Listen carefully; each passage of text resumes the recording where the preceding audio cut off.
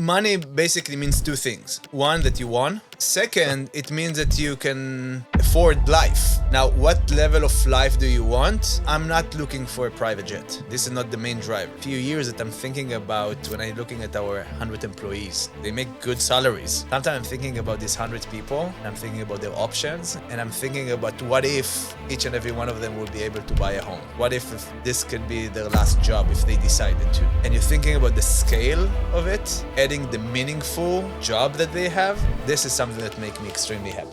Or Bokobza transforms apartment living through community as co-founder and CEO of Venn. From his middle-class Israeli upbringing and decade in an elite military unit, he learned that authentic relationships create exponential value. His leadership philosophy centers on bringing together exceptional people who feel ownership over their work and living spaces, measuring success by impact rather than wealth, or believes the multifamily industry must collaborate rather than compete. What was your thought process, when you were first doing it? You come up with an idea, you make yourself extremely excited about the idea, and then you go backward and say, okay, what's the plan, right? And how would you define your philosophy on leadership and things like that? There is something very, very strong about the values of the company that's extremely important. Every time I recruited someone that I have a hunch that this is not the right person, I was always right about this hunch, and this was a f***ing mistake, and I did this mistake only because I... Property managers lose hours chasing rent, while delinquency and filing costs add up to massive losses. The financial impact? Millions in unpaid rent sold to collections agencies that recover just 20 to 30%, while taking a huge cut. Now, the Kelsey you trust for leasing helps you recover more rent in-house, reducing reliance on agencies and maximizing revenue. With Collections AI, Kelsey automates rent and move-out collections, from the first missed payment to move-out, while ensuring compliance across jurisdictions. Easily train and set up Kelsey on your company's collections process, including CARES and state-regulated workflows. She doesn't just set reminders. Kelsey answers resident questions, tracks promise to pay dates, and follows up persistently to keep payments on track. Need oversight? Corporate teams can monitor collections in real time with Zuma's dashboard, while site teams use the Chrome Assistant to track payments and even respond as Kelsey when needed. Kelsey also evaluates resident risk with AI, providing instant insights to help you make smarter renewal decisions. The impact? Doubles collections velocity, reduces filings, cuts site team workload by 85%. Stop leaving rent revenue on the table. Let Zuma's Collections AI handle the heavy lifting while you focus on what matters. Get started today. Awesome. Or, welcome to the show. Welcome to the RV. To you all. Happy to be here. Happy to be here. This is going to be fun, man. Yeah. I feel like I've known you, at least for a couple years. Right. And for anybody that knows Or, he gives the best hugs and he's the most friendly guy ever. So I'm really excited to actually sit down with you and learn about your life and have this conversation. Thank you. Cool, man. Well, hugs is important in Israel. In Israel, everybody hug you. Oh, is that a thing? It can be intimidating. This is how do you say the word? Yeah. Intimidating sometimes for some people. But after you give people hugs, they're always like, okay, now I feel a little bit comfortable. You like disarm if them it's a not little bit. if it's not fake, Yeah. right? Yeah. I think authenticity is the most important thing in life, and I think that there is nothing stronger than authenticity. Doesn't matter who you are. If you have a good heart and you're authentic, people will just want to spend time with you. Where do you think that came from? First of all, I think it's something extreme, like very Israeli, like in your face kind of thing.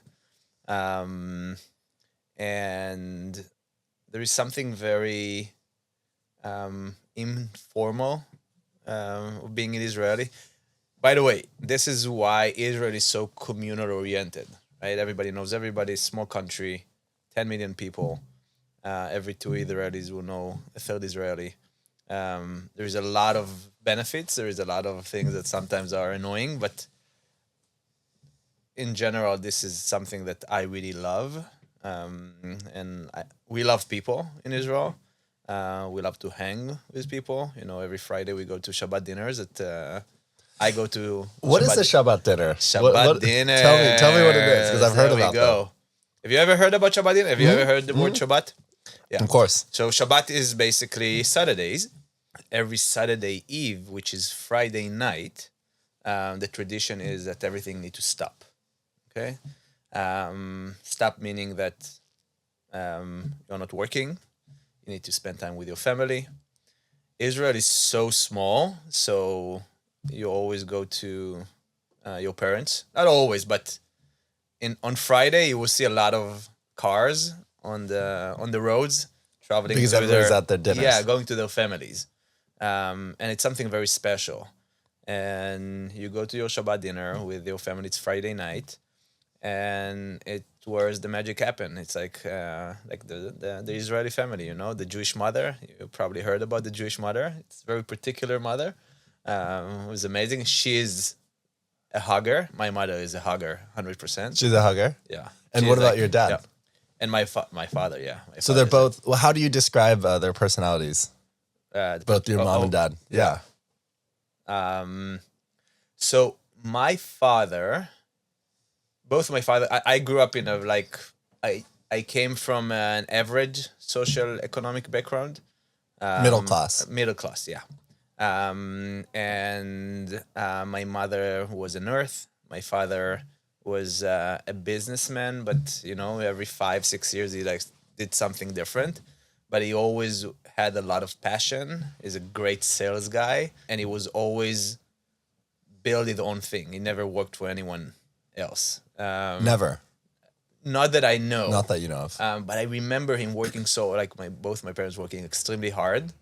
And I grew up in a place where it's not that we could afford everything. Sorry, we couldn't afford everything. I just grew up in a very nice place. Probably most of my friend has way more money than we had, but it always felt that nothing is missing. When you get into my house, it doesn't matter who you are or what you do. In 5 seconds, the whole table will be full of food and you will feel welcome and at home. You will never feel that something is missing. And this is something extremely special. So my father grew up with 7 siblings. My mother grew up in a different place in the country. We got together. How did they meet? In Israel, in general, in the Jewish society, you have Ashkenazi Jews and Sephardic Jews, right? And today does not exist, but 50 years ago, there was a really big, it's a big no-no. Sephardic Jews with Ashkenazi Jews together, it doesn't work. Because the Ashkenazi Jews thought that they are way better than the Sephardic Jews. My father was Sephardic Jews, and my mother was Ashkenazi Jews. By the way, they came from the same social, economic background, but it was very separate. Because after the Holocaust, they both came to Israel, but separate tribes, right? And when my mother met my father, he lied that his last name is different. It's not Bokobza. It's Berkovich. So to be the same type of... Yeah, because he knew that my mother's parents will not accept it. And then they realized before they got married, they realized it's Bokobza, and they said, no, this is a big no-no. Did your mom know his actual last name? She didn't know in the beginning. They were struggling. They were building they just moved to Israel from Tunisia. So they were immigrants. But this is part of entrepreneurship, right? You need to tell a story and you need to build your life and you have a vision. And even after she learned that he is Bokobza and not Berkovich, which not necessarily will make sense for here in America, right? Bokobza, Berkovich, who cares, right? But in Israel, it was so strong, right? And it's pretty... interesting how it ended up. My mother ended up being pregnant, and then they had to get married. So with you, pregnant with you? No, You have siblings. yeah, I'm one of 4, and I'm the baby. So You're the baby. yeah, my brother is 46, 47. My sister is 48, and my older sister is 52. So I am accident. You're I am an accident. Yeah. So Okay. So this is yeah. Wow. So what is so your oldest brother is much older than you. At least Yes, 10, yes. 15 but, years. But again, it's like such a close family. Yeah. So how did that work then? Like what was the dynamic like then growing up with your siblings?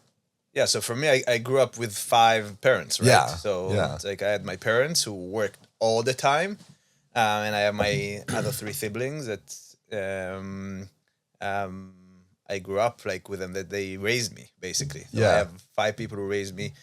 But I tell you this also, every time I came back from school, my mother was always taking a break for 2 hours, coming back home, making sure that food is on the table. There was always a map on the table. There was flowers on the table. My mother is the best cook ever. And it always felt so real, and there was nothing missing. And I never felt that there is anything missing, right? And I had the drive of like this entrepreneurship drive, because my mother used to go to shifts in the hospital. She worked at the hospital for 45 years. So she used to go to shifts at night. So I remember her going at 10 p.m.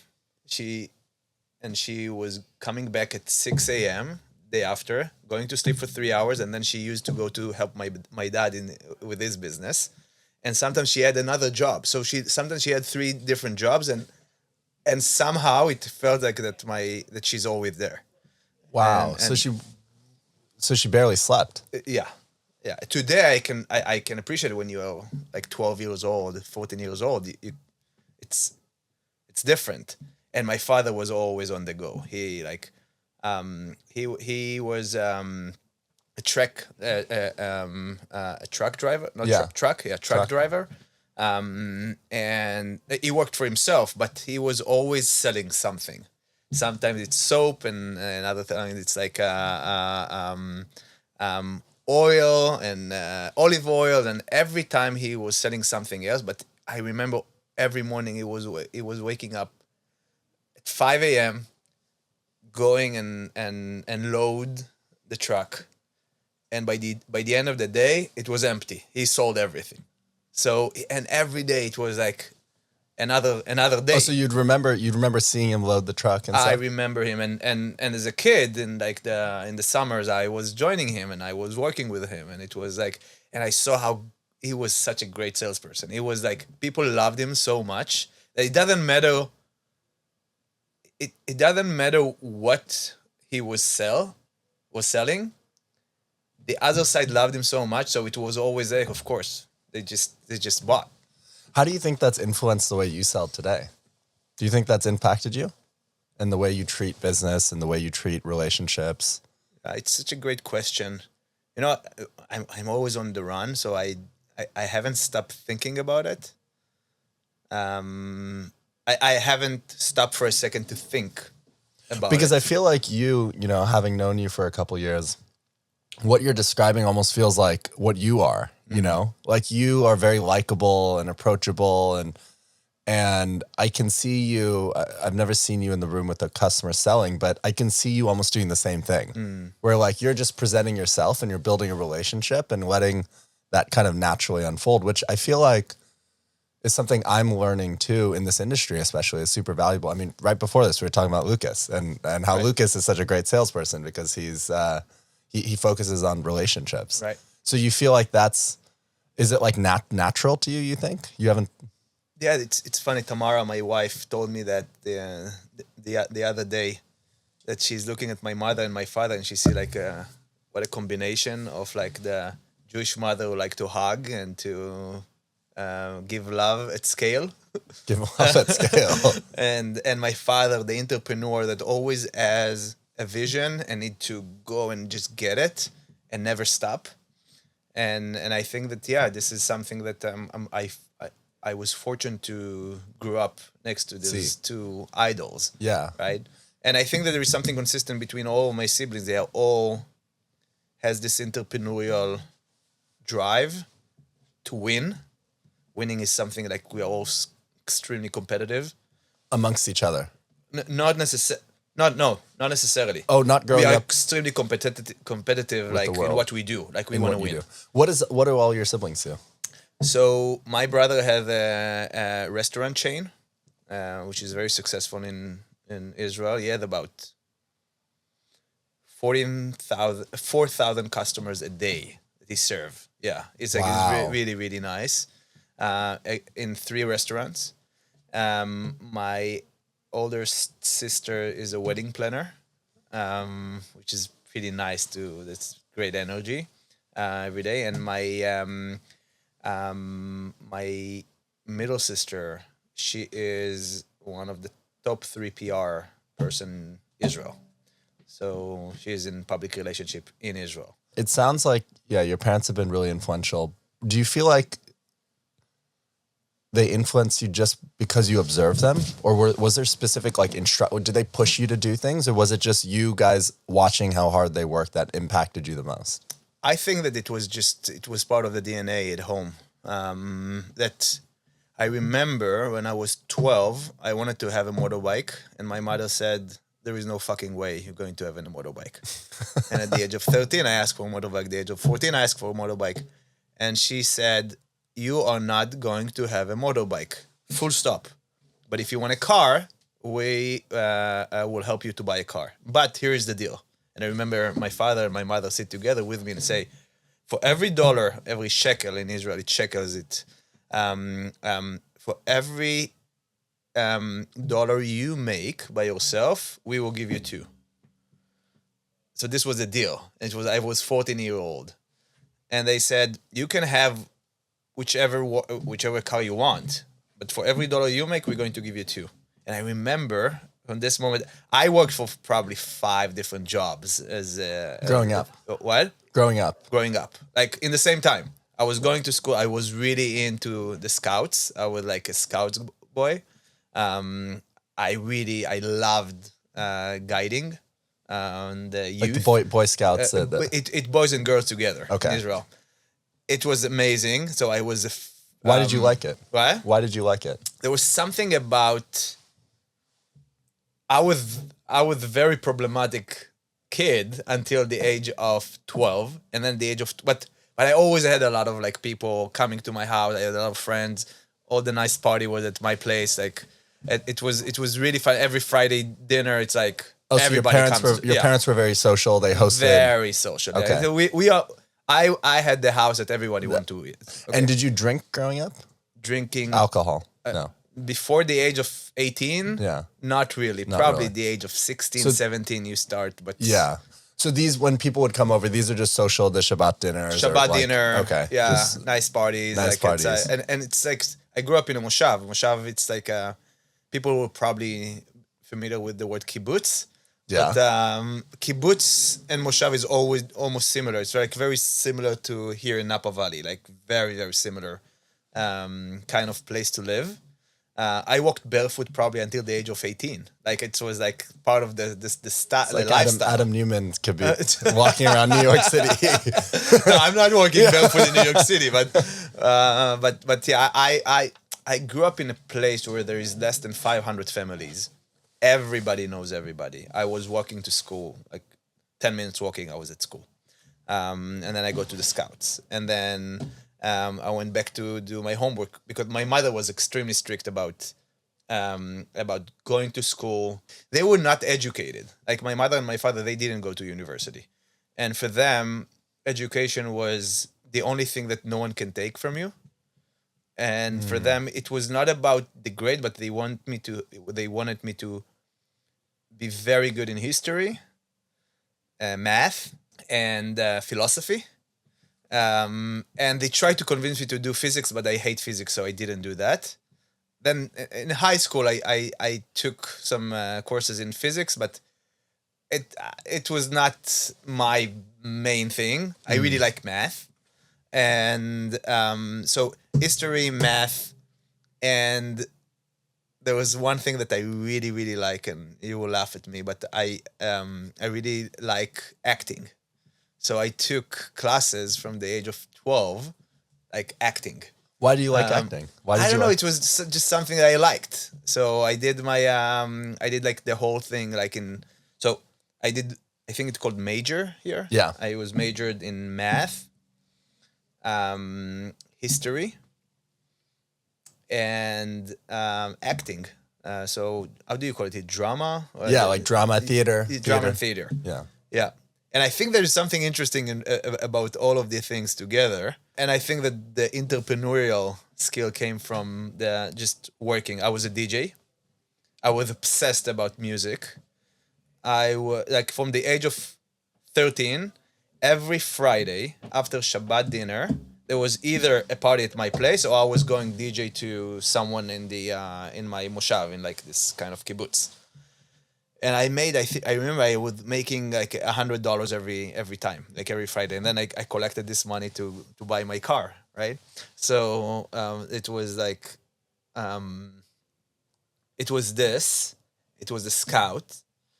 And then I think there was one, at some point, it was, okay, I'm approaching the age of 17, 18, and okay, so what's next? Okay? So I was obsessed about Scouts. I was obsessed about buying a car. I was obsessed about, I was not that obsessed about grades, but I was a good student. But you were a good student? I was a good student. And I was always on the go, want to create something of my own. Yeah. So every time I had a job, it was not me working for someone. I remember me selling strawberries on the cross junction next to my moshav. Yeah. Okay. Every weekend I was there for 4 hours, buying those small. I don't know if how you call it, where you put the strawberry inside. Yeah, a little container kind of Yeah. thing. So those container, I was buying them for $3, selling them for $5, and then it was successful, and then I paid to my friend to work for me. And then at some point I had like 5 people working for me. We were just 15 or 16 or something like that. And we had like few, I was buying these. My father was helping me to buy those. And this is how I learned like how to trade, you know? It's a very, very interesting. So when you're doing all these jobs, what is the primary motivator? The car? Or is it just like you had all this energy and you wanted to do like different things? Was it like you always loved entrepreneurship? What was like the primary motivator? I think it's just the drive, you know? It's like I was always wanted to achieve something. I have this romantic idea of like, if this happens, so for instance, the car. If I have this car, I can learn better how to drive. Or when you're 16, you're thinking about like, I can have this lady, or I will have a nice girlfriend. It doesn't really work because of the car, right? But you have this romantic idea. And then you said, okay, but if now I'm going to work extremely hard, I will know better how to run a business. If I know better how to run a business, I can, because I came from nothing. So the idea was, okay, I have ambitious goals. I'm going to grow to be like the next version. I will help my family. I will do this. So you were thinking that as a teenager, you were thinking that. Yeah. But just so it be clear, my parents didn't need the help, but you're growing up with the thinking of like, I want my parents, like they did so much for me. I want them to live like the best life ever. And when I grew up and I will be like 25, 30, 40, I can take care of them. There is something very idealistic about it and something very powerful about it. And I remember me thinking about it all the time. And then the next phase in life is about like, okay, so you're approaching the age of 18. Mm-hmm. And in the age of 18, everybody goes to the army in Israel. Now here in the US, people obsessed about going to the best universities, right? So people here we want to go to Harvard, to Princeton, Yale, Wharton, and in Israel, it's about, can you go to the best unit? Oh, that's what, because Yeah. everybody has to go. Because everybody has to go, right? Oh, because, okay. So And what is? Can you describe the units and the? How Yeah, so it's very hard to describe it. Like growing up, you are like you learn like how does it work, but you don't really know. But there are like 3 units that everybody want to go to. That is extremely hard to get accepted. And then if you decide to go the route of like having a meaningful service, you need to start prepare at the age of 16, because this is the first time they give you the call and tell you, okay, the first exam is in April, as an example. And then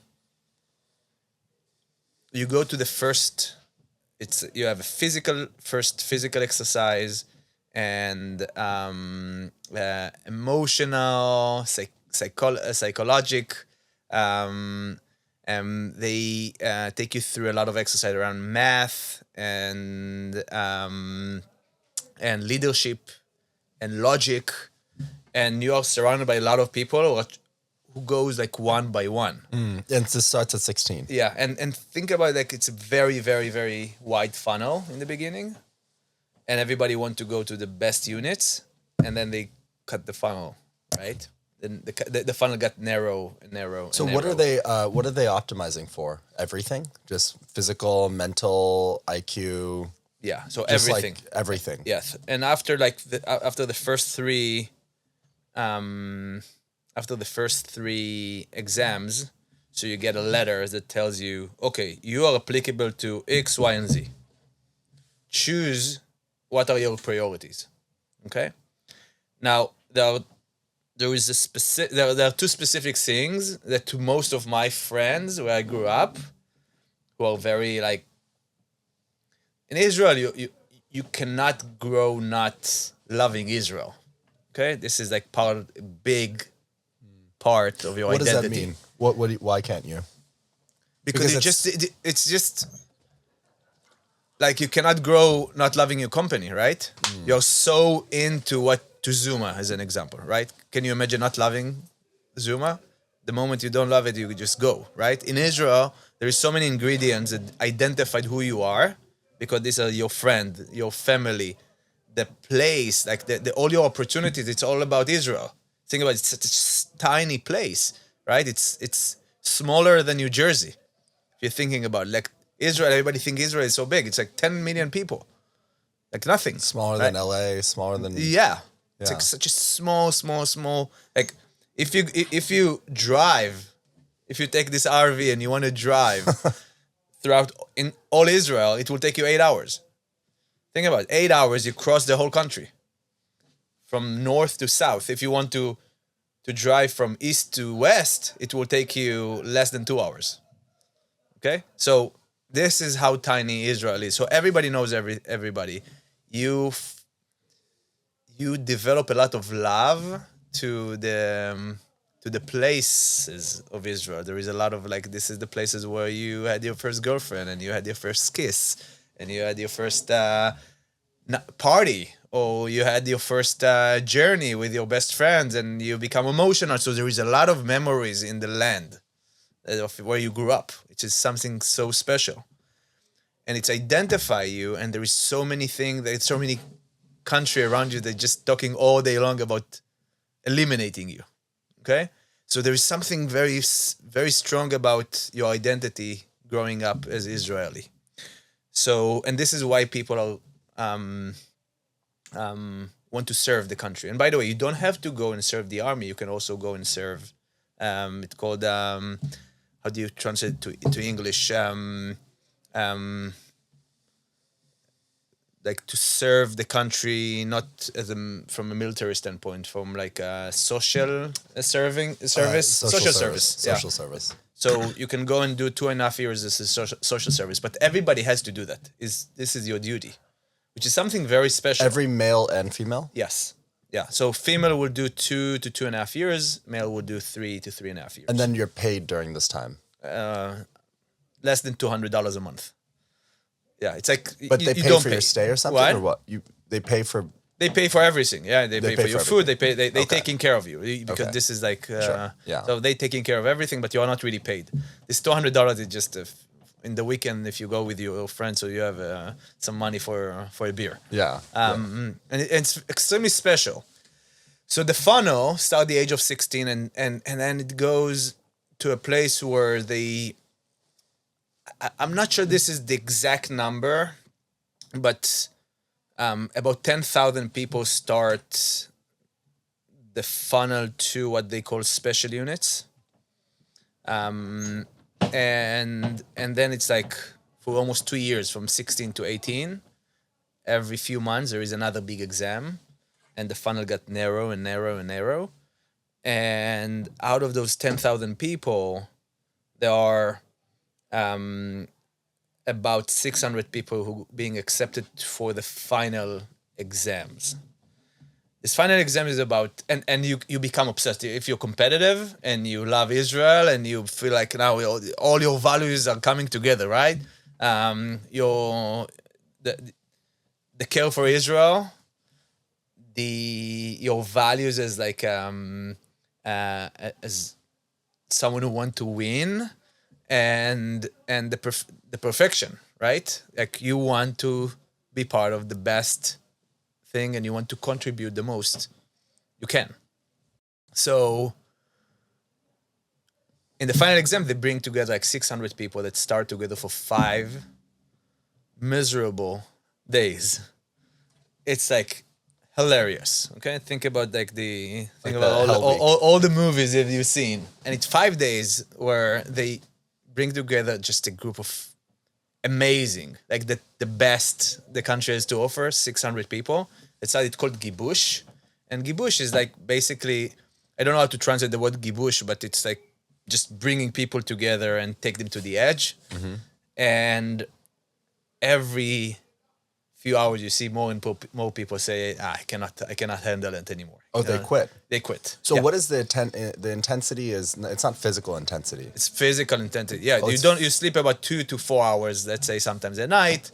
You're pretty young. You're like 17. 18, with group of people that you never met before. You're split into small groups, and those groups are people who you're now spending day and night together, and you go through an extreme physical exercise. And for instance, think about like it's 12 people in the same group, and they tell you see this tree, go and touch the tree and come back. Okay, the first people who come back will stand here, the last will stand here. And then they tell you, okay, now do it again, and I'll do it again, and I'll do it again, for 20 times. Okay, and then when you bring people to the edge, you can see everything, right? When you take someone to the edge, when they are tired, exhausted, you can see everything. So on the one hand, you need to be physical, capable. On the other hand, this is at some point, it's your head need to be stronger than your body, right?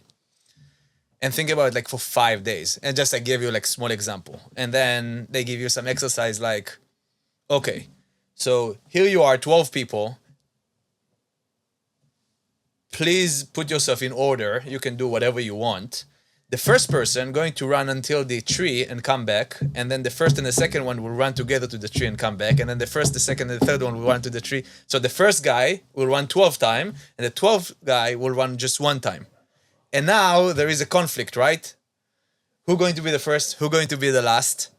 And it's based, think about it, it's after like, they kick your ass for forever. And then after they bring you to the edge, they will tell you, okay, so now there is this very complicated math exercise. Wow. Okay? This is now, cool. Yeah.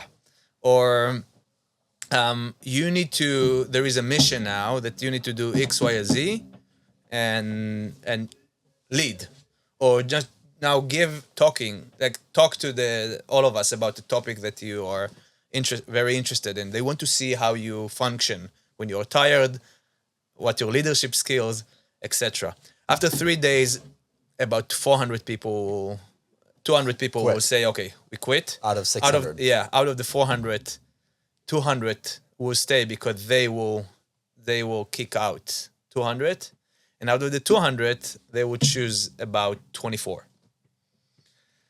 And those 24 will go through a year and 10 months process that by the end of this 1 year and 10 months, we're going to left with 12, 10 to 12. So the year and 10 months, it's just like, this is when you already enlisted, right? So you enlisted with your 24 buddies. That Chen, my co-founder, was one of them. This is how we got. Wow. This is how we met, exactly 20 years ago. And then you start this entire training process of 1 year and 10 months. So what is going through your head during all of this, during these 5 days? Did you think that you were going to be somebody that would go through it, or what was going through your head? So I was starting as a pilot course. This is the first thing that I got accepted to pilot course. And after I left the pilot course, to be honest, they kicked me out of pilot course. This was like a very big funnel. And if you're not really into it and you're not really interested, this was not for me. Yeah. Okay? But you have to start, like, I heard that if you start there, your chances to be accepted to the unit, which is this unit that I was accepted to, is you have a higher chance because you gain a lot of points. So I went there and then I started. I remember after pilot course, I came to the gibush, to this final exam, with one thing in my head. It's either I die or I going to win here. You remember that? Yeah. It's either like I'm literally going to die and they're going to take me to the hospital, or I'm going to win. There is no other way. That's it. For 3 months, I was running with stones on my backpack to be physical prepared. So from a mental and leadership skill and all of those, I wanted it to feel easier, but in the end, it can be easier. But retrospectively today, I know that the physical element was very important, but this was just 20%. The 80% was your leadership skills and your values. They wanted to know what happened if someone fall. For instance, run to the tree and come back, and now someone is falling. Who going to take care of the guy? Who going to take responsibility for the situation, to take care for others? And in this extreme physical situation, right? And I think that this is very big part of our identities as Israeli. We take care of each other. To go back to the hug, the beginning of the story, right? And this goes back to the same value that I believe this industry needs. And what happened here, this 1 + 1 = 11, and it's not -2. In some cases, 1 + 1 = -2. So the 1 + 1 = 11, because look, there is not a lot of differences between go and run until go touch the tree and come back and do it again and do it again, to what you and I and a lot of other founders are dealing with every day, right? And you can be the motherfucker that is happy when someone is not touching the tree because it's great for you because now you have a better chance, or you can be the guy who says, come with me, let's win together. And this is something that I think that our industry has the biggest potential to build, because people in this industry really love each other. There is a lot of great relationship, a lot of good friendships. And we just initiated the inner circle. And the inner circle was a dream for me. For 2 years, I've been talking about it until Sydney came and just, Sydney, this is my dream, please execute. And she executed like no other. And to bring people together, to no bullshit conversations, just let's help each other. Let's talk about real problem. Let's solve this problem together. I don't give a fuck that we compete in some area. I really don't give a fuck. Okay? 1 + 1 = 11, because together the pie is way bigger. And these are the kind of things that I learn in the field, right? I learn there that if you care for your friends, you care for your partners, you build real relationship, people will die for you. People will do whatever it takes. And it's also true with customers. We call them partners. We treat our customers as partners, and these partnerships are for real. Bazzuto as an example, the level of relationship we build is with these incredible people. I will do whatever it takes for them. I will do everything for these guys. And I think that it will go the other way around. They know that I will do whatever it fucking take to gain their trust every day again. And I think that they will do the same thing for us. Because shit happens every fucking day. Every day shit happens, right? We are in the technology business. Every day there is something that you will say, fuck, I didn't think about it, or I thought about it and now shit hit the fence, right? And you need real partnerships to deal with it. So it all goes back to this, you're 18, you're dealing with shit, and people want to see what is your real face when you're dealing with challenging situations. And then I served about 10 years. By the way, Chen and I, we ended up, like we made the cut for a year and 10 months, right? So what is that year and 10 months like? So this year and 10 months, it's all about learning. And learning is, there are some details I cannot get into, but you can read online. Yeah. Okay. And what's your family? But it's just a year and 10 months that you become a pro in so many different expertise. And you learn how to lead, you learn what friendship is, and you become part of a group that is very, very, very, very strong. And this group is able to do crazy shit. How did that change your self-identity? I think it doesn't change you. It puts you at your best form and shape. People think that the army is like all about like killing other people, which is insane. It's crazy.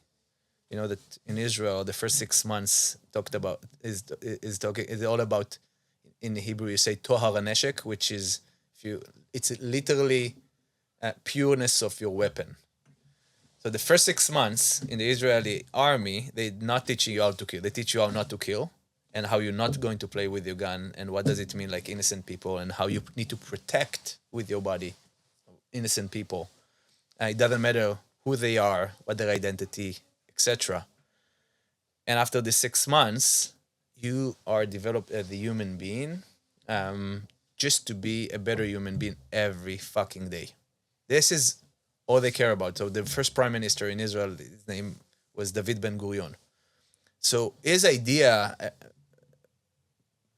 of everybody serve, male and female, is about creating strong values to the countries. That everybody need to serve and everybody need to be together. And think about the people who I met in this journey, people who I would never meet if I'm not going to the army, right? They came from a lot of different backgrounds, a lot of different places within the country, and we became one. Because when you wear your uniform, you don't wear your Rolex or your fancy hat or your fancy shoes. You become one. Everybody wear the same uniform, same shoes. We're all going to have the same smell. By the way, you literally getting to know your friend by their smell. Really? If you get everybody here right now, you cover my eyes, let me smell everybody of them, I will tell you exactly Really? who is who. Yeah.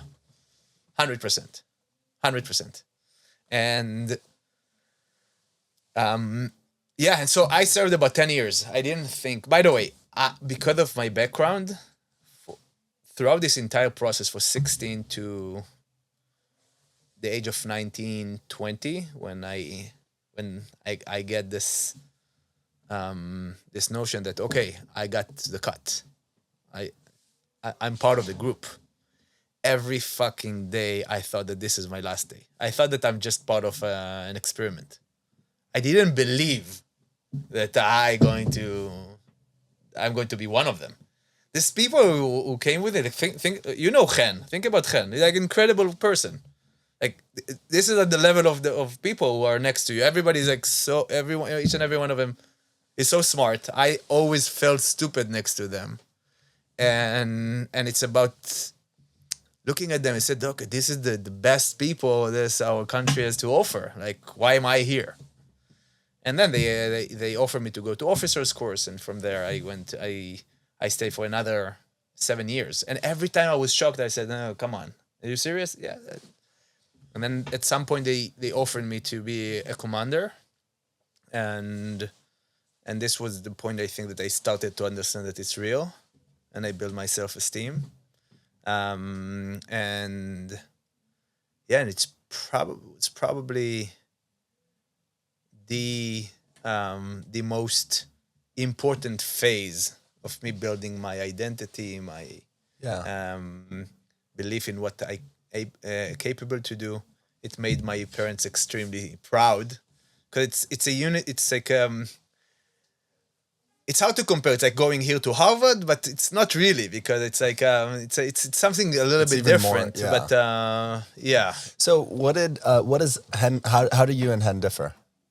Different? Yeah. Wow, it's so different. And out of the 12, you said 12 people or 24 people? You start 24 and then every other month they kick out one person. In the year and 10 months, in that period? Yeah. Wow, so even then you're still and every single day I felt like, okay, this is my last day. This is my last day. They kick people out? Every other month, yeah. And then there's 12. So out of the 12, is there a common thread that you can tie between the 12 or no? I think the common thread is values. If you look at my team, everybody look different, come from different background. At some point, after a year and 10 months, they all look like the same tribe. Somehow everybody start to look the same. I don't know how, but in the beginning, you're like, okay, who are like so many differences? But there is a common ground of like people who are extremely competitive, winners, I have people in my team that you say, this guy, like so small, this guy is like, it's like, because there's something in his head that is like so strong that they just they're able to do that, those kind of things. So I think there's something about values, there's something about like winning, something about like everything possible. Something very, very strong about like everything possible. I cannot get into details of like the level of missions and what kind of mission. It's like far from what you have in mind. It's not the kind of like the army that you see in the movies. It's like different movie that you saw. But yeah, definitely values. Values are the things that are pretty common. Chen is more introvert, I'm more extrovert. Chen is the guy that everybody loves like all the time. Like he has this magic lips. He's very handsome, and he's like and he was always like the sweetheart, right? He's the guy who like everybody loves. He's very, very good with the team. And he's on top of things all the time. Like he's like, if he has something that he needs to do, he will not sleep for 5 days now. He's going to make it happen. Which I think there is a lot of similarities here as well. But yeah, it's like also with that, it's like 1 + 1 = 11. It's every time that I'm missing something, he will complete. And And how would you define your like philosophy on like just who you are, leadership and things like that? So there is something very, very strong about, for us, the values of the company is extremely important. And you can fit within our brand identity, the authenticity, that everybody in Venn are like no bullshit real people that people just want to hang out with, and they're extremely smart. I don't want to sound like an army, right? Like army thing or military thing, but we try to take the same screening process that we went through, and to identify like who are the best people who we can bring. Why don't you want it to sound like an army? What's the downside? Because it can of that? be like, these Misconstrued. military guys. It's like, because it's not about the military, just a concept that is extremely smart, right? Because at the end, I remember like after 1 year and 10 months, we got to the, that's it, we finished. Okay, we had the ceremony. You're extremely excited. You bring so much, it brings a lot of pride. And it's a really special moment to go through this process. Something very special, and there is something that you're really waiting for, which is now we're going to know the secret, right? There is something about you are waiting literally 1 year and 10 months. So finally, they're going to tell you the secret of what is this place. Think about it, for 1 year and 10 months, I didn't know what is the thing that my unit does. I was trained for 1 year and 10 months, but I don't know what's the mission, what kind of missions, right? Because and think about it, for 1 year and 10 months, I was going back home every Friday, sometimes every 2 weeks, and I cannot talk about anything. So, Even with your friends, your parents? no, my friend, no, my parent, no one can know anything. But everybody's curious. Everybody curious, but they learn not to ask anything. Okay. They teach you how to get into the point where you cannot talk about anything. And so think about Friday dinners, right? You go back home. You've been through so much for 5 days. Your brain is exploding, and you're sitting in this Shabbat dinner, and you said, so tell me about your week. And you're going to a different topic. So they train you to be this kind of person back then. But then you're waiting to this moment. Now they're going to tell me. And I remember the 12 of us getting into the head of the unit, who's someone like back then it was like meeting God. So I just saw him in the unit, but every time I saw it, like, you don't want to catch his eyes. It's just like he's literally. And then we are sitting there, the 12 of us, and now he's about to tell us what is it. And I remember this moment as if it was yesterday. He said, so now I'm going to tell you the secret. We are all like, everybody like so silent, ready. And he said, so the secret of your unit is you guys. I said, what? Yeah, the people who are sitting around this table. We trained you to do everything. You just can do everything. That's it. I said, come on. And he was serious. He said, this is our secret sauce. This is our secret. Tomorrow, we're going to show you all of the crazy shit and things like that. We're going to show you a lot of things that you might be able to read in a lot of places. You probably can go to ChatGPT and it will give you something that no one confessed, but probably pretty close. Yeah. And he gave us like an hour session about the importance of putting together this group of people who trust each other and able to do whatever it takes in order to achieve the goal, to work together, to think beyond myself, to think about something which is bigger. And this is so true. Because if you are able to bring the right people, put the right people in the same room, every fucking thing is possible.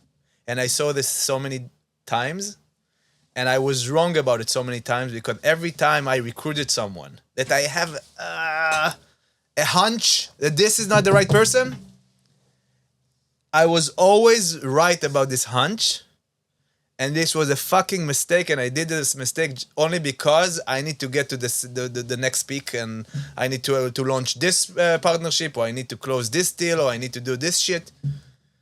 And every time you are aligned with your values, and the value is like this level of perfection around people, you always win, because it's always about the people.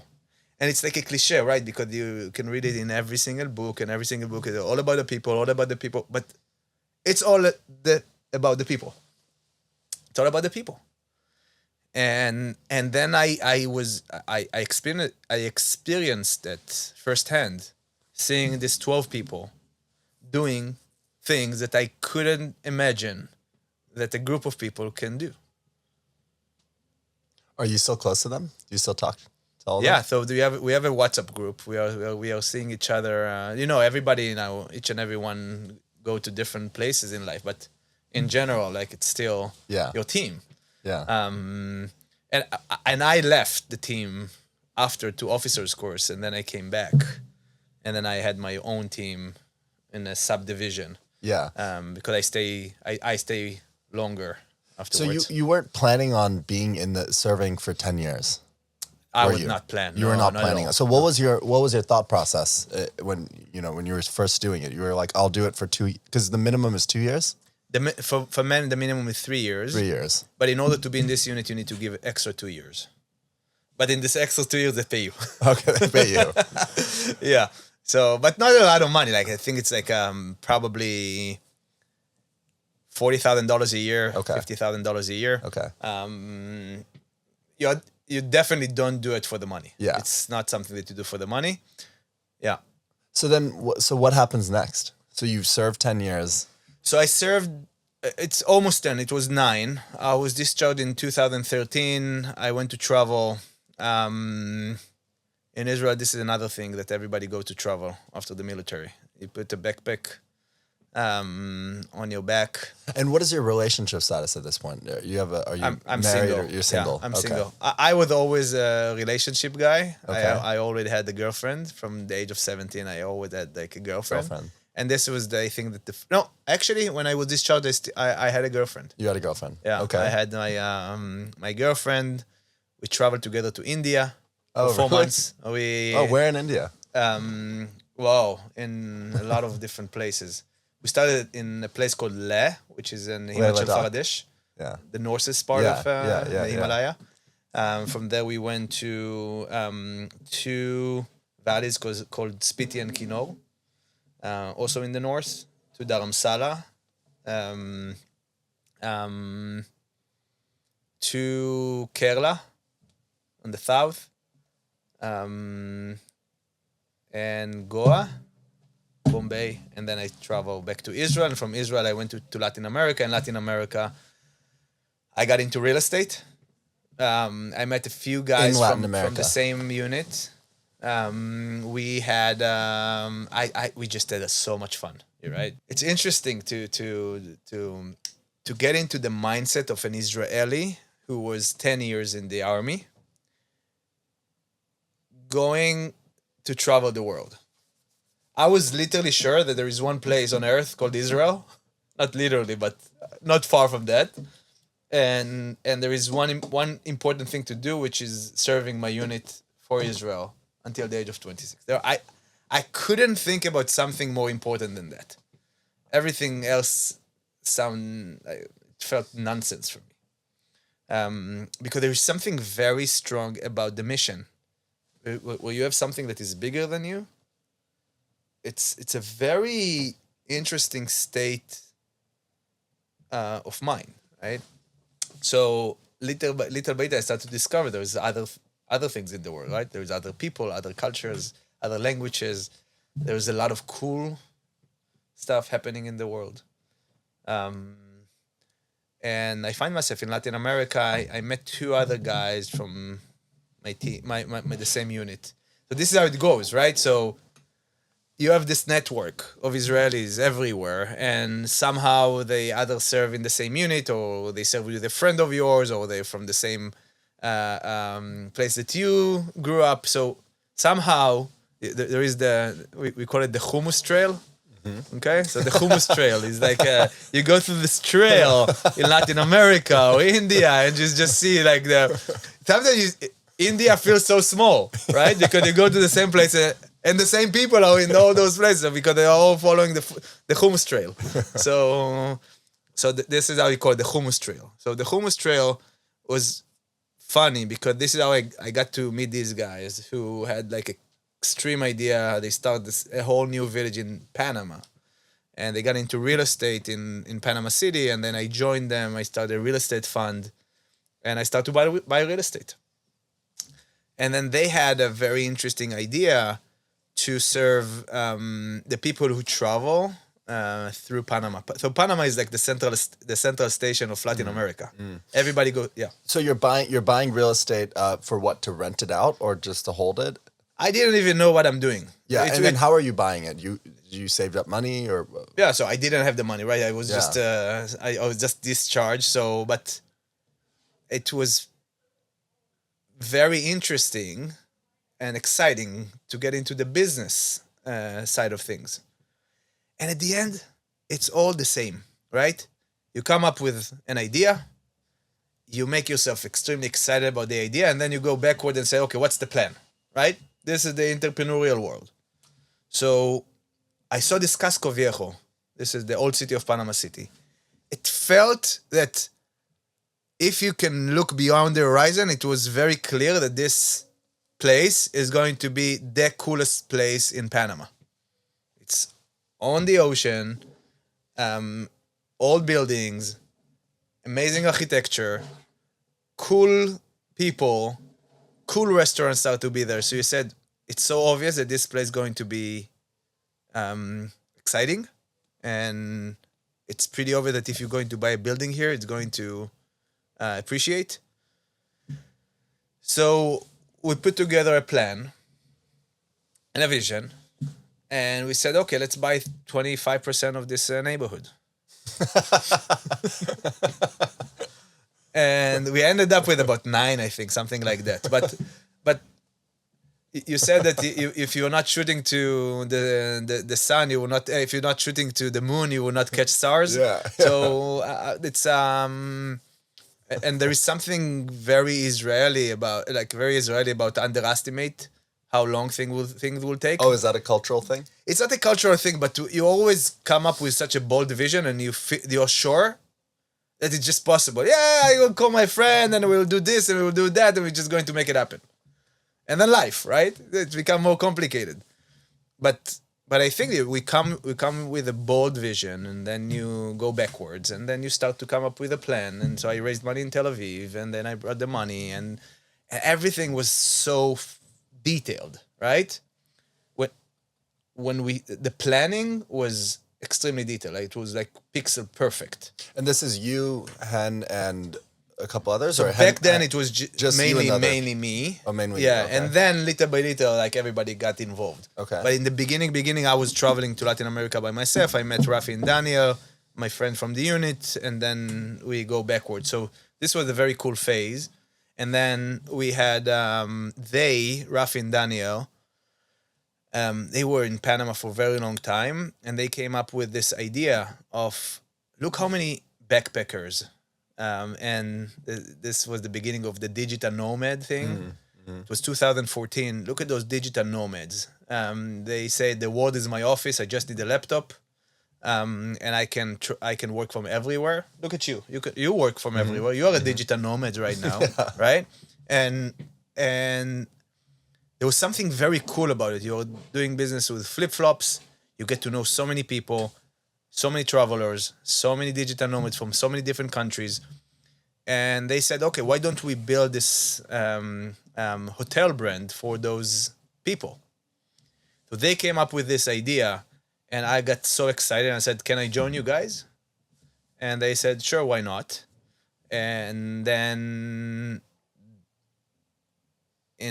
I want to say about 3 years, it became like 30 hotels or something like that, 30, 35 hotels. And it was extremely exciting because they had a very strong executional arm. And they started to open more and more of these hotels. And then I had an amazing ride with them. So we were just doing that. And in 2016,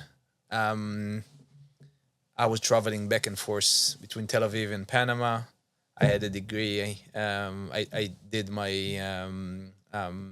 master at economics. Oh yeah. So pause for a second. So you served the army before you even go to college. Yeah. So of then course. when do you jump straight to a master's degree, or you did an undergrad somewhere? Yeah, so it's like an undergrad, and it's not really a master. I didn't translate it right, but it's Okay. like you do undergrad, and then I did another You did a degree after. that. another degree in economics. Wow. And sustainability. So is it but pretty this all common? happened in the same time that I was trying to build my business, because I was 26 already. I went to college. There was like everybody in college was like 22. Yeah. And I felt like, okay, I need to catch up right now. You felt behind. Yeah, I felt a little bit behind on one hand, but on the other hand, I You had all this I got a experience. lot of skills from my military service. Yeah, and it was pretty cool. So 2016, this was the year that I was graduating. And then a friend called me and said, look, there is a neighborhood in Tel Aviv called Shapira neighborhood. And you have to go take a look. I said, Shapira neighborhood? What are you, fucking crazy? He said, yes, it's like there is something happening there. He said, but I told him, but this is the worst neighborhood in Tel Aviv. It's like the worst. There is like prostitution and addicts, and like it's next to the central station. It's like not the right place. So trust me, go. So we go there. We went there, and there was like, I remember right, like we were approaching the main street, and I remember a week before, for the first time I went, I was in New York, in Williamsburg. I was just coming back to Tel Aviv, and and Williamsburg. I don't know if you ever been to Williamsburg, but there is Bedford, and then it goes north 1 to north 17 or something like that. So it's all like the one avenues with all the streets, and I going through the Shapira Bedford, and I'm on the main street, and I'm looking around me. I said, what the fuck? What an amazing neighborhood. And we're taking a left it's all like weird names of streets. Another left. I open the door and I see like chickens in the street and like lemon trees. And there is a blossom of like, it was like, there was a smell of the same place I grew up, like here, in the middle of the fucking city. And I had this hunch, back to a hunch about people, this entrepreneurial hunch that there's going to be a very special place. How much of your decisions do you make with intuition versus data? And how has that changed, if at all? So I think that... Because you brought up the hunch Yeah. a couple of times, so I'm curious. So probably it used to be 100% hunch, used to be. And as you go and you have more investors, you need to back your hunch with more data. Yeah. And then it ruined the whole thing. Yeah. But not every time, but probably big portion of the time that I go after my hunch, it's usually the right thing to do. Yeah. Because hunch is not a stupid thing, right? It's based on a lot of data Yeah. that you're not necessarily know how to explain. Exactly. Right? Yeah. And I think this is the biggest thing that good entrepreneurs have, this hunch. And you need to listen. It's like you need to listen about your gut when something tells you this is not someone you need to work with. This is not the right customer. This is not the right conference. This is not the right... And you need to listen to yourself. And I think that one of the things that is very hard for people like us, because we need to make so many decisions like every day, we are at the risk to lose this inner voice that telling us like what we need to do. And one of the biggest thing that we are in danger to lose is this voice, because we have less time to think, because we bombard by so many different situations. that you need to deal with, right? You start with an idea, and then you need to come up with a proof of concept, and then you need to raise money, and then money is going to end, and then you need to raise another round, and then you have a board, and after you have a board, you have employees, and all of a sudden 30% of what you do is like taking care of HR, and then you have like the first 3 customers, but now they are disappointed because you promised something that not necessarily know how to deliver, and then you need to raise another round, and then you need to maintain all those things while you're building the aircraft. And today, like 7 years into the journey of Venn, I can tell you that there is no other way that every entrepreneur go through that, because we are using our imagination to think about big things and to go after them all in. And in the same time, we need to run our company. But we always need to leave room to think, to exercise, to just do nothing for 10 minutes or 10 hours or 3 days, and to pause, to leave room for the hunch, right? You said something kind of interesting, which is I often feel like I actually went the other way, which was in the beginning, I didn't trust my intuition because it was too fuzzy and not clear. And I looked at data and I would see what other people do. And I would lean more on that, because when you're not confident in yourself, you try to get confidence from other people, and you don't trust yourself, right? And I think over time, what I've realized is I make a lot more decisions with my intuition. But the thing I struggle with is sometimes I know something, but I can't explain it. And I think that people can see what I see, but they don't see it. And then I get frustrated because I see it clearly and I can't explain it. Yeah. Does that how do you deal with that? I mean, because there must be situations where you see something, other people don't see it. And I often feel like it's interesting in my company. I often feel like I'm always on one side and everybody else is on another side in the decision. But I just want to share that. First of all, this is big part of leading, right? To lead is about seeing something that not a lot of people necessarily see. And then to be able to create the change management that allowing everybody to either trust you or see what you see, or sometimes the same thing, right? Because as the CEO of the company, you must see something that no one necessarily see, because you are in all the conversation, and in your head you are the person who can connect all the dots, right? If you're smart, and you are,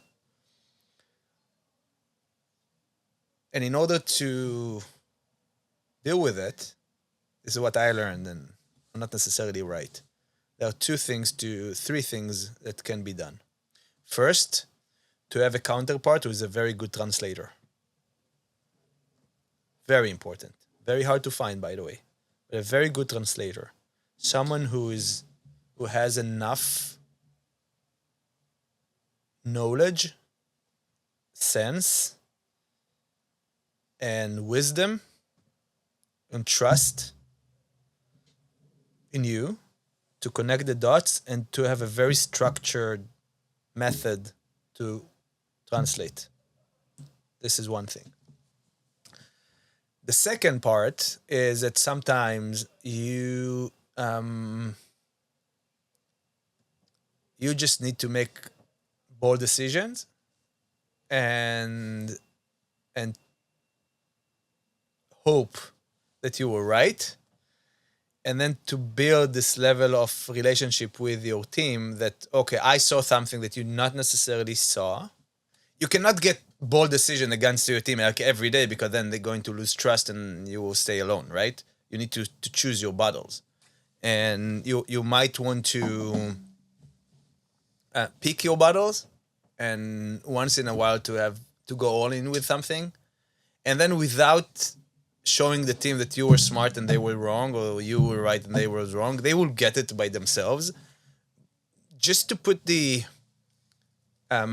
the sense to the madness, right?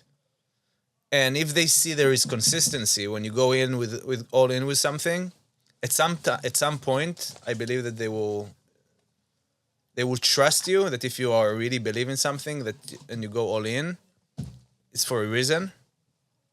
And I had the third one, but I don't remember what was it. It will come back to me. I want to ask you. So throughout all this process of you know, we talked about your upbringing and middle class and you know, spending time in the army.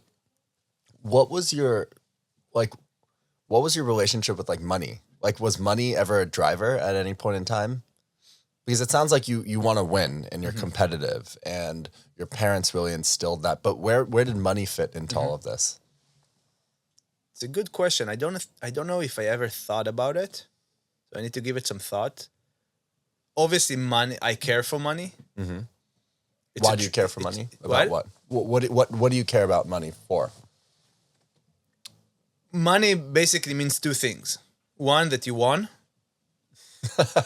Yeah, it's very simple, true, right? You have the money, it means that you won the game, right? And second, it means that you can afford life. Now, what level of life do you want?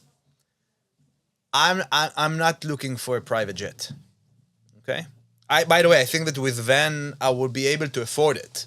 Mm-hmm. But this is not what I'm looking for. This is not the main driver, right?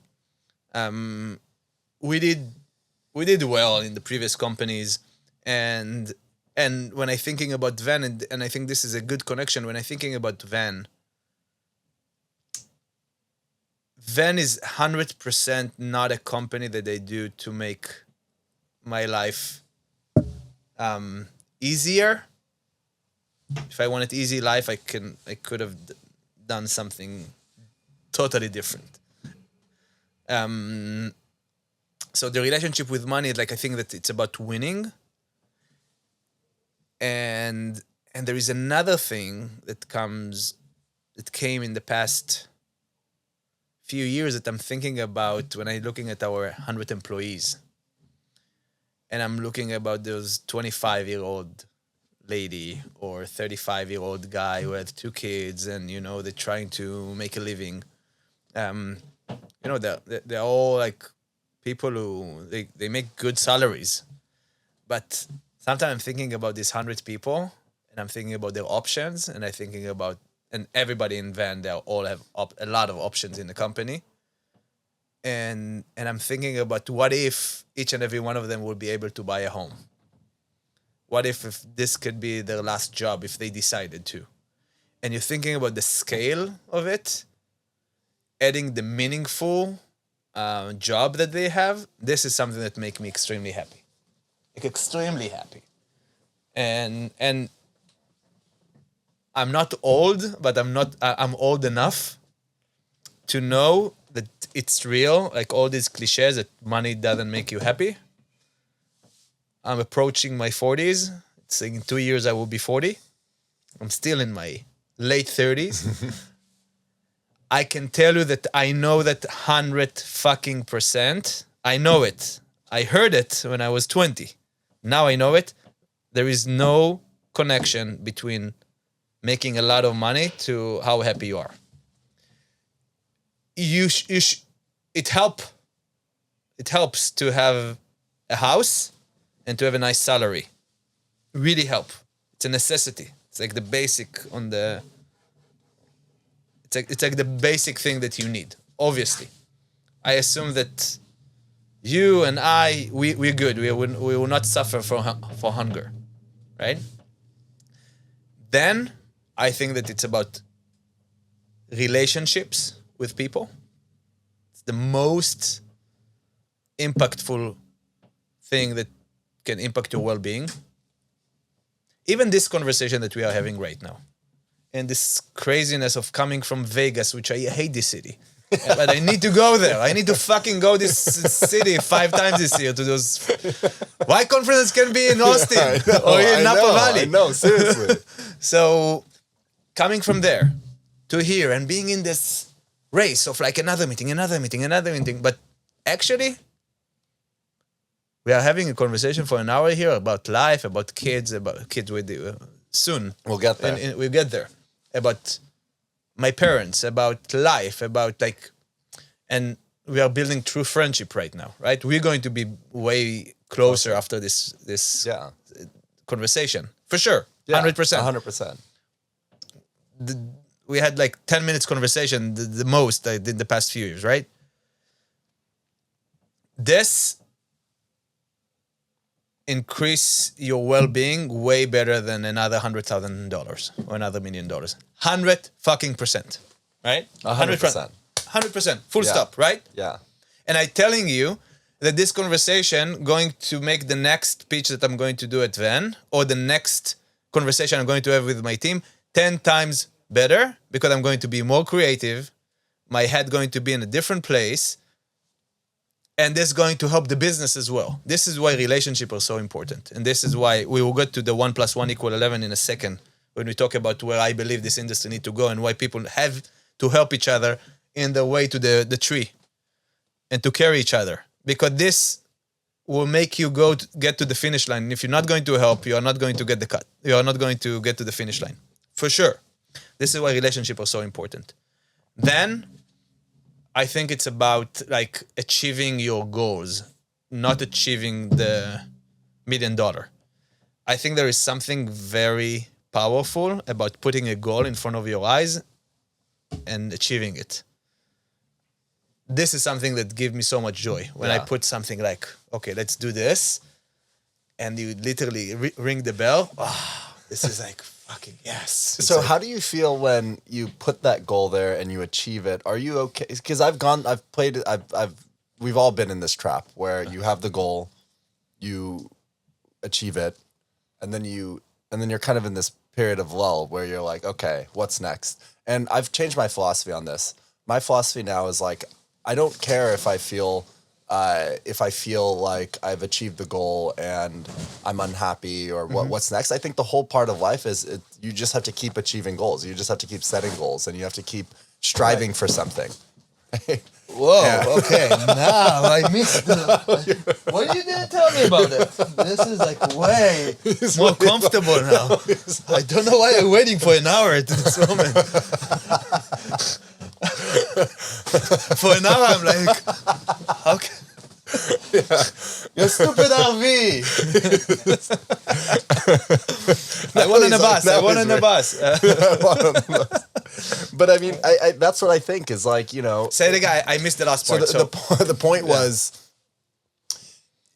we all set goals, and usually the path towards that goal is more enjoyable, in my opinion, than actually hitting the goal.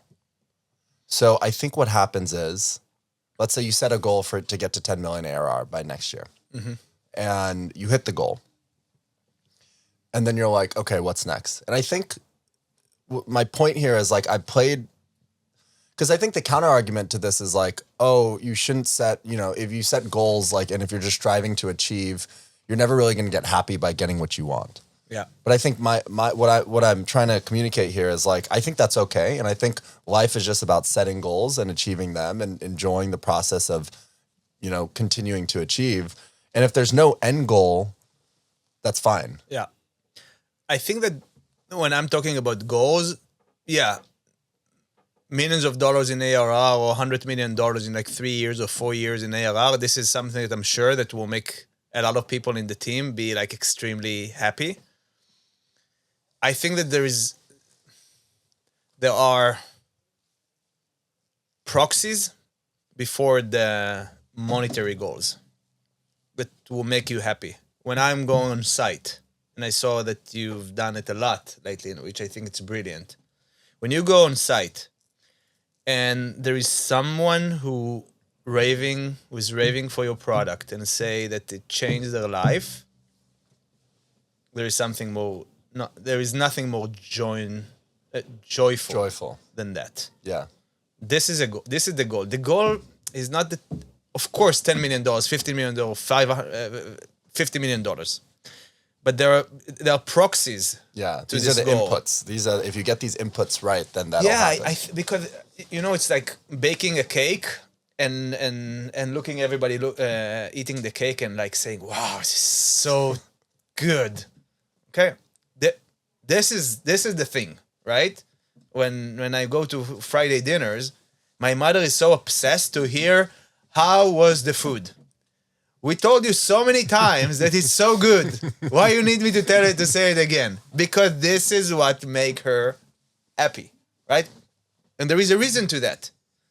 I went to Burning Man, okay? And I went to the Israeli Burning Man so many times. And it doesn't matter how beautiful is your camp. By the way, we had an amazing camp. It doesn't matter. But you are building the camp for 3 days from scratch, from zero. And you're building it together. And the goal is to build a home for the next 7 days for everybody. This is the goal, right? And then when it's ready, it doesn't matter how it look like. How does it look? My wife keeps telling me that I need to chill, right? How does it look? How does it look? Yes. You got it. You see? I know. So it doesn't matter how does it look. What matters is that you put the effort and you build it by yourself. And now you feel this is yours. Ownership. I'm getting to the next point. Ownership is something extremely powerful. When you own it, it makes you a lot of joy. Okay? And owning something, it's owning the experience, owning your living experience, owning your home. You build your home by yourself. There is something very powerful about it. And owning the product, for our product team, we have 7 product managers. For them, the goal is to make people use it and be happy about it. This is what makes them feel a lot of joy.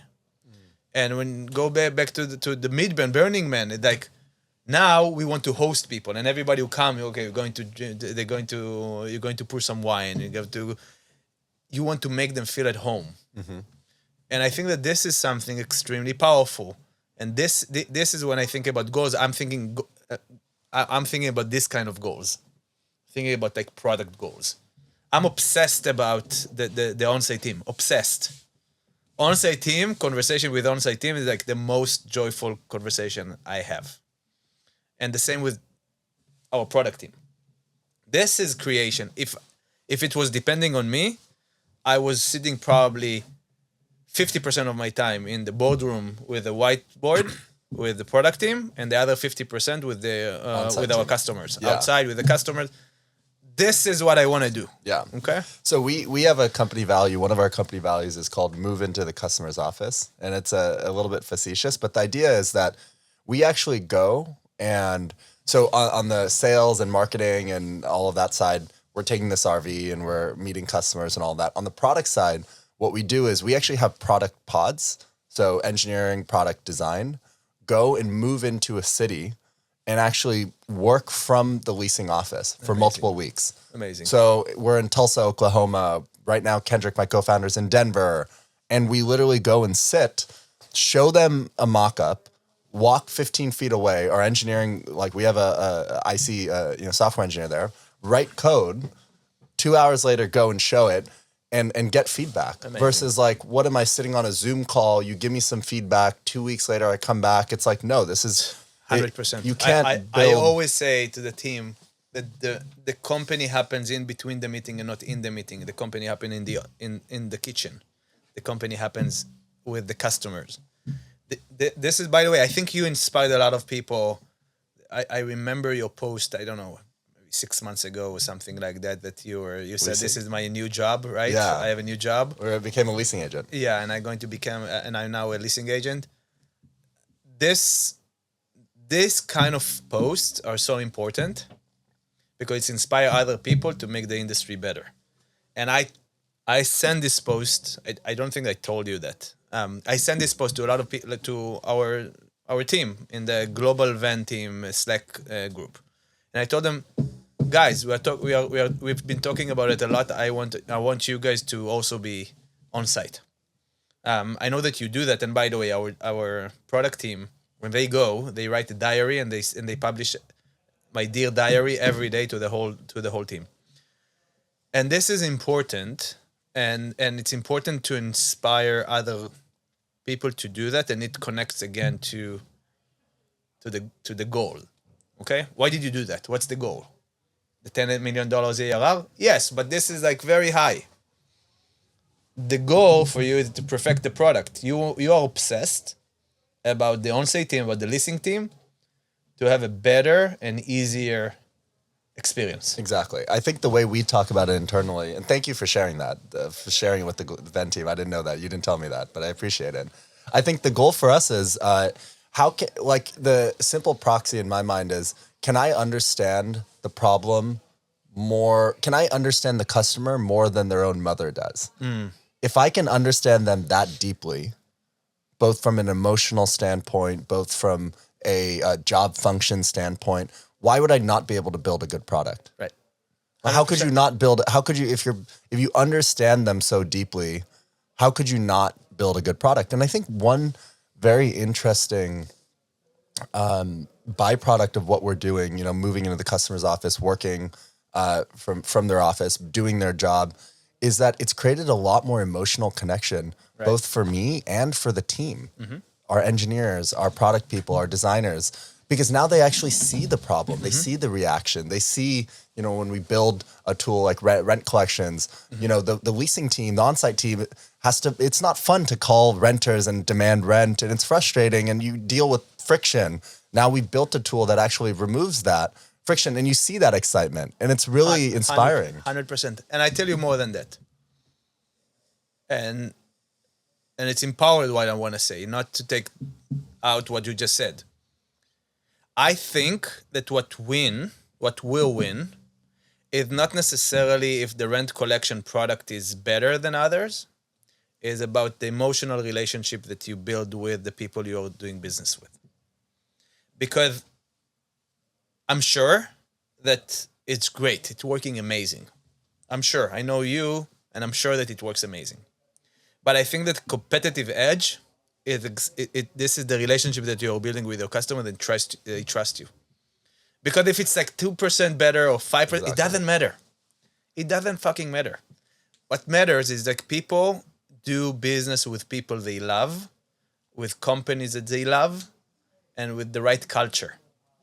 Right? This is important. And I think that it came back to me. I almost want to put it together. So you have like the basic stuff in life, right? So we all need food. I'll take a picture of that and put it in the podcast so people can see. So I'll do it like more beautiful. Yeah. Okay. So we have the basic stuff, which is like we need to have food, we need to have a roof, right? And then we said that we need to have relationships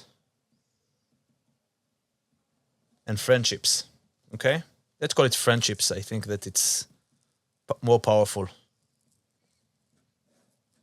And friendships is like very, very, very, very powerful. And by the way, let's say this whole thing is about like how happy I am, right? Mm-hmm.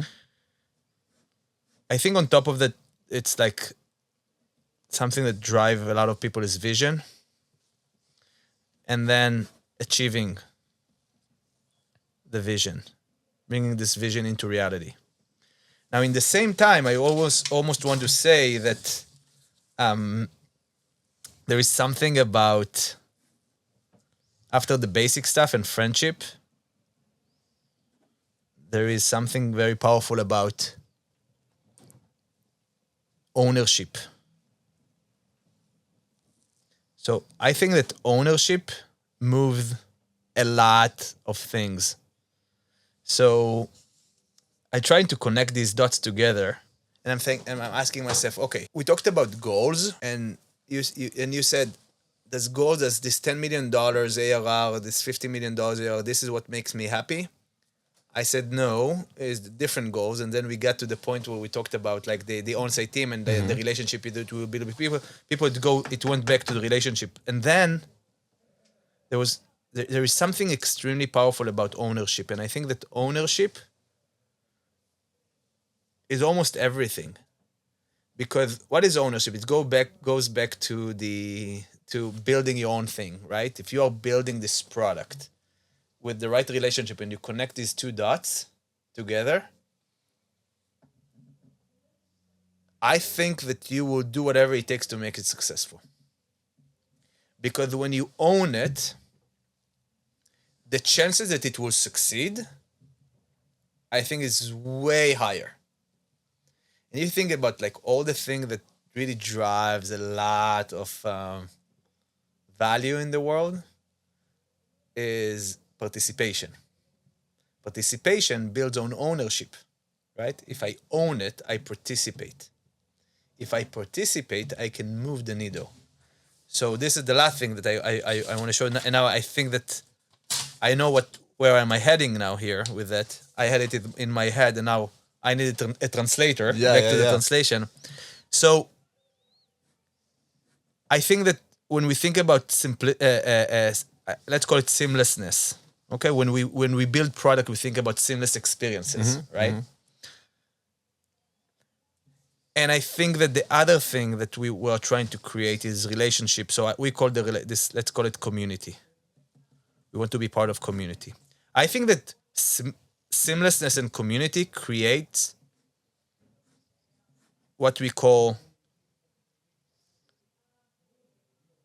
participation, or we can call it engagement, we can call it participation. And I think that community drives by ownership. The ability to create seamless experiences comes by ownership. So ownership is a big driver for seamless product experiences and community that drives participation.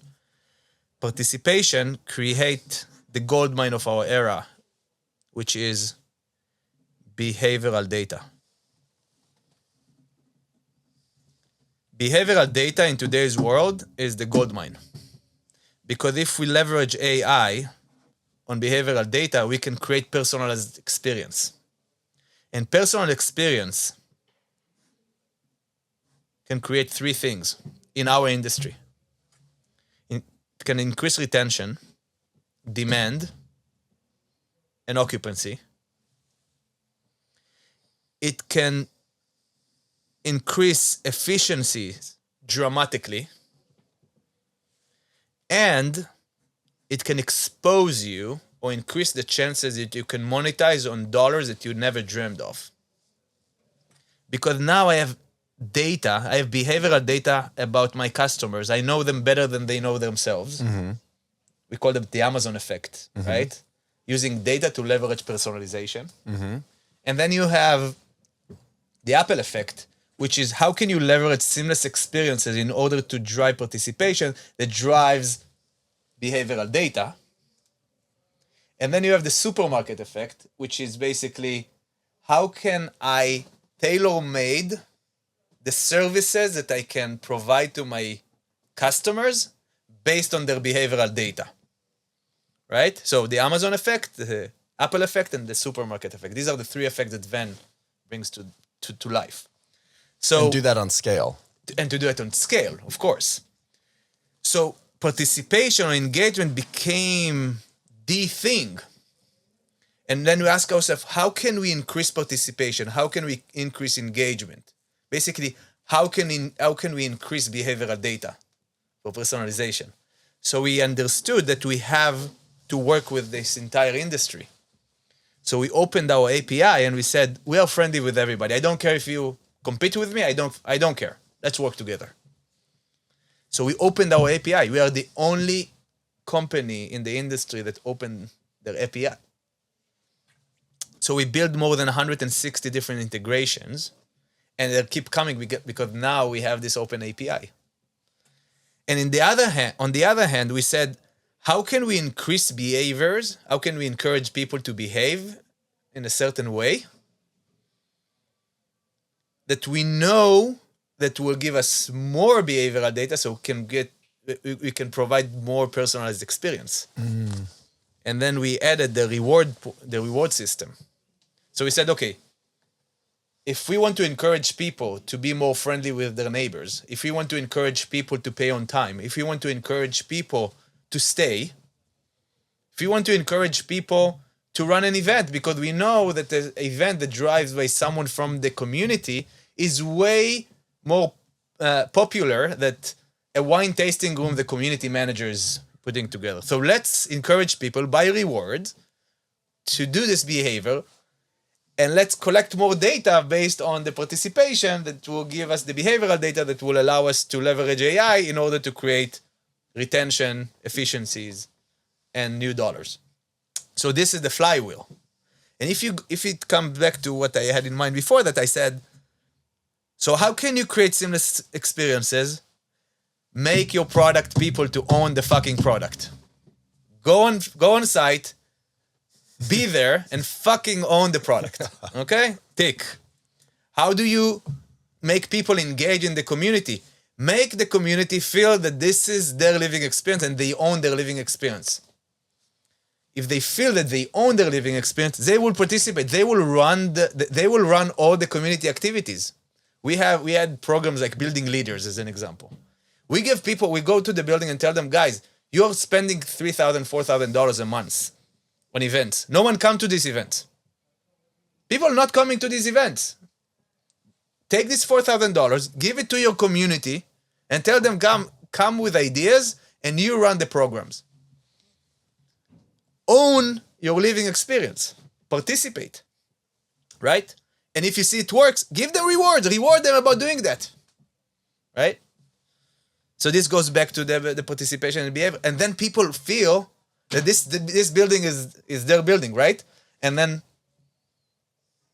it's like building your own camp in Burning Man, and now it's all of a sudden it's like yours. You feel that this is your fucking building. Now you invite your friend to live in the building. You invite other people to the event in the building. You drive demand. You increase the brand equity of the building. And you can identify all those behaviors by the behavioral data that now you sit in front of your eyes. So this goes back to the goals, the ownership, and how to turn this entire flywheel. And I think that here we have the solution for the entire industry for everything, because this API, what does it API? It means that let's work together. Rewards. Let's encourage people to behave in a certain way to increase the value of all those buildings. Let's share some data of how can we work together as an industry. Because at the end of the day, all the asset managers, they care about the bottom line, right? They care about NOI, NOI, NOI, NOI. Every dollar equal like $20 to $25 in asset value. So how can we help them to generate those dollars? There is about $1,000 a unit a year on the table for the industry to take. But we don't. Why? Other people, not from the industry, collecting all these dollars. Because we are not working together.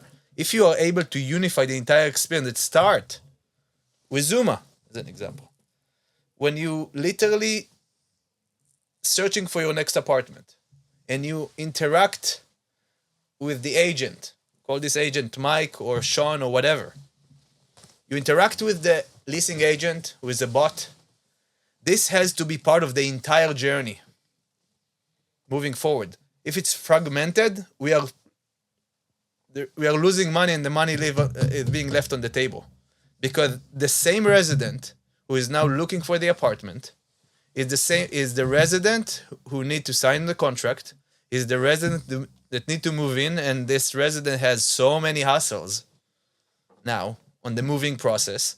And the same resident are going to pay the rent every fucking month. And the same resident that need to put together a crib for his baby or her baby. And the same resident that when they move out, they need to go to another apartment. They're not necessarily moving out because they don't like you. It's just have a life-changing event, and this data worth money for someone else. So if we collaborate and we connect all these dots together, everybody going to win so much more. And this goes back to the community. It goes back to the ownership. It goes back to data, participation. And this is so obvious, right? It's so obvious this is what needs to be done. But we're still working in silos, and I think 25 and 26 will be the year that more and more people will do what you're doing right now here, building real relationships with people and creating value together and reducing those barriers of like, chill out, man. There's enough money for everybody to make. It's a huge industry. Don't worry about it. We just need to work together. Yeah, we can probably talk about it for forever. I know. No, this is I'm just looking at the time. This is the longest podcast we've done, which is awesome. I wanna end with like we didn't talk about like, I guess, I don't know if you have kids. Do you have kids? I have 2 kids. So I want to talk about your wife and kids a little bit. So Tamara, my wife. Where did you guys meet? We met in Tel Aviv. She actually, it's a whole story now that we can talk for hours, but we met in my office. When we had this neighborhood in the South District of Tel Aviv, the short story was that 3 months after I came to this neighborhood, I moved there.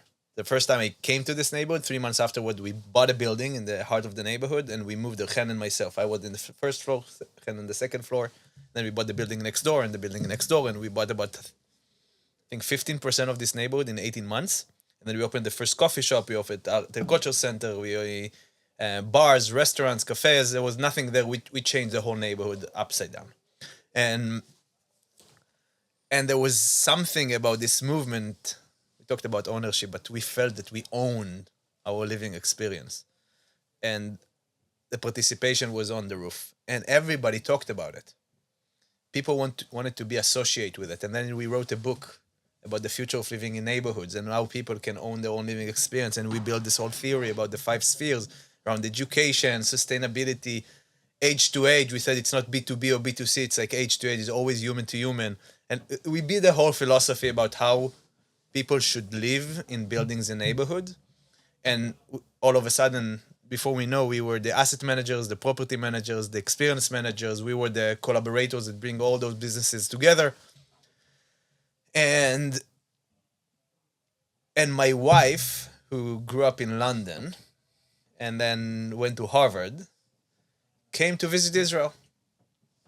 And she came to visit Israel, and she heard that there is something cool happening in Shapira neighborhood, and she needed to go see it.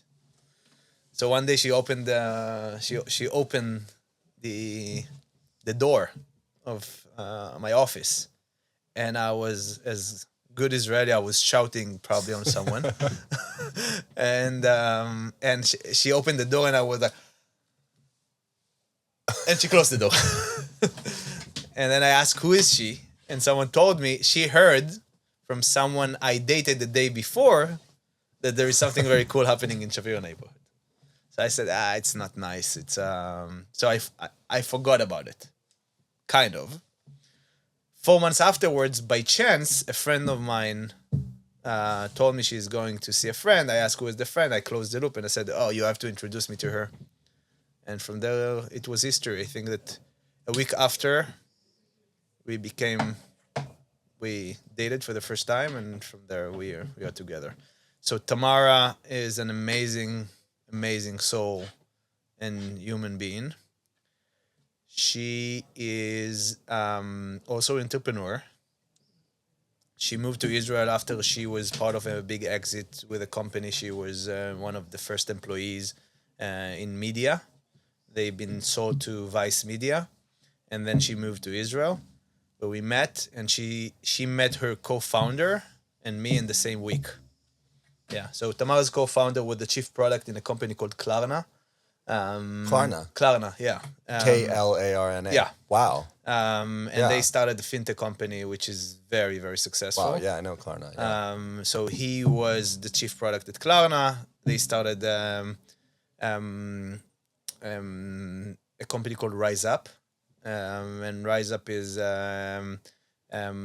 financial well-being startup that allow and help people to manage their cash flow, individual cash flow. So it's a subscription that helps you to basically run your own financial situation. They were at some point one of the fastest growing company in Tel Aviv. They're now launching in London. We have 2 kids. Mikhail is 4, and Ben is 2. And Tamara is about to give birth in 3 months. Wow. Another boy. So I'm going to have 3 boys. Good luck with that. I'm in diapers for 4 years and keep growing. So Yeah. we're probably going to have 4 kids because Your I need to family. go. Yeah. We live in New York. We spend about 70% in New York and 30% in Tel Aviv. And yeah, there's a lot. Man, or this is, I think that like this reminds me of why I love this, honestly. Like this was so fun for me, you know, to like listen to your life and to hear all the different experiences you've had, and the way you tell the story is incredible. And I feel like you're a big role model for me always, but now more than ever, in the way you approach like business and work and life and relationships. I think it's extremely unique. And I think that it's an abundance mindset, right? So I really appreciate you like sitting down with me. I feel much closer to you than before. And I feel like this is why we have to do this with the Inner Circle and the podcast. And we need to champion this, right? Because I totally agree with you. I think I'm a logical person, but at the end of the day, we make decisions emotionally. Like I might think I'm choosing the best product for my company, but you know, I want somebody I trust, and I want to work with people that I like. And I think you explain it very well. So I'm just super grateful for this, honestly. And I'm really glad I get to know you, and I'm excited to see where this relationship goes. Fantastic. Thank you so much. It's like, I didn't think that this is how it's going to end up. I got some talking points from Sydney I didn't read before. And I'm sure that there is no connection between what we talked about and the talking point that I think that our industry right now split into 2 kind of groups. The people who want to do those kind of things because we believe that 1 + 1 = 11, and are willing to make the extra effort to build real relationships, and people who are from the right DNA, who are going to pull each other to the next level and the next level and the next level. And the other people who are just thinking about competition and talk shit about each other. And I think that we're going to see less and less of these kind of companies. And I think that our industry is going to a very interesting place and a very powerful place because things like what you do. And I encourage you to keep inspire other people to do that. I think that by the time you get to 1,000 podcasts, our industry will be better. And I think that it's unbelievable what like you've done. Like people think that it's it's so easy, right? I'm buying an RV, I putting those. It's a project. Yeah, it's entrepreneurship. It's come up with an idea, and I'm sure that people told you, "What are you fucking out of your mind? Nice idea." This is probably one of the things that you needed to convince a lot of people that it makes sense, and to tell your investors they're going to put all this money on the RV, and you're going to sleep here. And some people will probably say, "Yeah, trying to save money on apartment." I'm sure that people will say stupid thing because they don't know. They don't know what does it take to come up with something and be on the roads for 10 hours a day sometime. And just to make it work, and I think it's inspiring, and I think that a lot of people see this. It created a lot of buzz, and it's creating the right buzz because it's inspire people, and it built real friendships. And I started to hear more and more about you and about who you are and what kind of person you are, because it has a lot of impact. And sometimes you can say, 35 podcasts, it's small. No, because it's 35 podcasts that touching 35,000 people or 350,000 people, and it stick. So you have a lot of power now to empower people, to build those relationships, to build this 1 + 1 = 11. And keep doing it. And now keep cheering from the sidelines. I'll fix the seat next time we do round 2. Thanks, Fantastic. man. I appreciate it.